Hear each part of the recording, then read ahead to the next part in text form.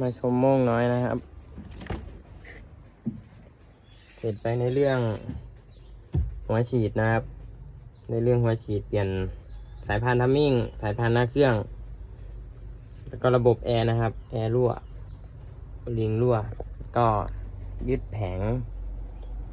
เพดานนะครับแล้วก็เดี๋ยวรอเช็คแอร์อีกรอบนึงประมาณนี้ก็เหลือเก๋งโตโยต้านะครับรอปั๊มติ๊ก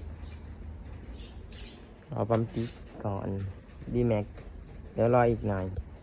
อารมณ์ยังไม่มา นามาล่าเสร็จแล้วนะเดี๋ยวเช็คแล้วก็เปลี่ยนตาน้ำ